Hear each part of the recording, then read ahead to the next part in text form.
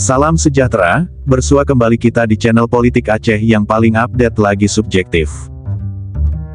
Yaitu, Sandawari Channel, karena, channel ini ada untuk melihat politik dengan perspektif warga awam. Saudaraku, tahukah kamu, nasib Irwandi saat menjabat untuk kedua kalinya adalah ditangkap dan kemudian dipenjarakan setelah baru setahun duduk sebagai Gubernur Aceh di periode lalu. Ia dipersalahkan karena dugaan korupsi dan ditangkap tangan. Di persidangan bukti berhasil dihadirkan.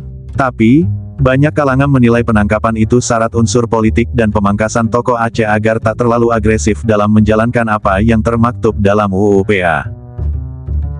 Irwandi naik bersama Nova Iriansyah, tokoh politik dari Partai Demokrat Aceh, dan akhirnya Nova menjalankan sendiri kuasa gubernur tanpa wakil periode berakhir. Betapa senang Nova mendapat bonus kekuasaan ini.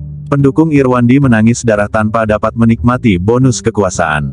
Pertanyaannya, akankah Mualem mengalami nasib yang sama dalam periode tahun 2025 sampai tahun 2030? Mengingat, wakilnya adalah tokoh Partai Nasional. Akankah kutukan politik Aceh berulang? Kami percaya menjebak seorang gubernur hingga tergelincir bukanlah perkara sulit. Hanya dibutuhkan sederet kasus dengan umpan korupsi dan atau memaksulkannya di legislatif secara kasar. Tapi, tenang, Mualem tak akan mudah dijebak. Ia punya hubungan baik dan harmonis dengan Presiden RI, Prabowo Subianto. Dalam beberapa kesempatan, Prabowo terang-terangan memuji Mualem dan kerap memeluknya. Ini cerita kedekatan mereka. Prabowo Subianto pernah berseberangan dengan Ketua Partai Aceh, Muzakir Manaf. Ketika itu, Prabowo adalah Panglima Kostrat TNI Angkatan Darat, sedangkan Muzakir adalah tokoh Gerakan Aceh Merdeka atau GAM. Dulu, dia adalah salah satu tokoh yang dicari-cari. Ketika itu Aceh masih dilanda antara GAM dengan pemerintah RI. Setelah perdamaian dilakukan, hubungan Prabowo dengan Muzakir Manaf berbanding terbalik. Keduanya bertemu dan memiliki visi misi yang sama di pemilu 2019.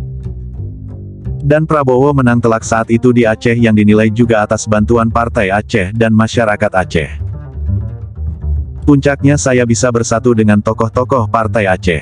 Ini kejadian yang langka di sejarah dunia, saya mantan Panglima Kostrat dan Pak Muzakir Manaf dari Panglima GAM, kata Prabowo, saat menghadiri silaturahmi dengan ulama dan tokoh masyarakat Aceh di Hotel Hermes Banda Aceh, Selasa, tanggal 26 Desember tahun 2023.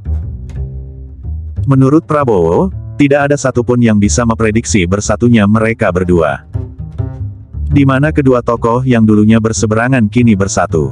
Nah, bagaimana menurut kamu? Beri komentar baik dan tak mencela di kolom komentar. Salam Sandawari.